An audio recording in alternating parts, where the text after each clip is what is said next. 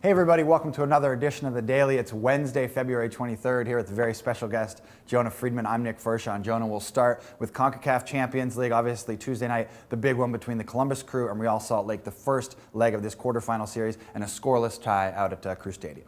Yeah, and that's the result the Real Salt Lake wanted. They head home with no score, and you know they don't lose back at home. Really, the only negative for them in this game is that they lose Nat Borchers and Tony Beltran to red cards. Yeah, we definitely saw this match get physical. Both Beltran and Borchers kicked out, and the Crew lost Emilio Renteria. He'll miss that next match, March 1st at Rio Tinto Stadium. And again, tough conditions in this one. Jason Christ talked about the field had played such a big part. Real Salt Lake did not even have a shot on goal. Hopefully they'll get more for their RSL fans back at home. Moving on to some other news, it's Carlos Ruiz and the Philadelphia Union. We've been talking about this for a couple of days. Ruiz announced yesterday that he was joining the Union, and he'll be on a teleconference on Wednesday. What do you make of the move?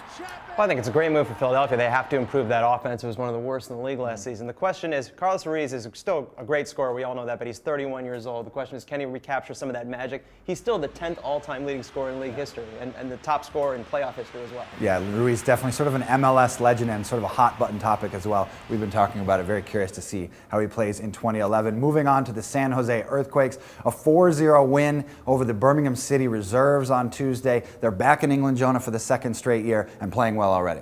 Yeah, 2 goals from new acquisition Steven Lenhart. They got a goal from Chris Wondolowski and a goal from Joey Jurtson, so it's looking good. And interestingly, in that game, U.S. international Alejandro Bedoya, who was training with Birmingham, actually played 90 minutes for them in that game. Yeah, I think a lot of sort of U.S. exports curious about Bedoya's fate, obviously, again, trialing with Birmingham City. We know the San Jose Earthquakes, they're bunking up with Tottenham, their partner club, and there's news from the Spurs as well.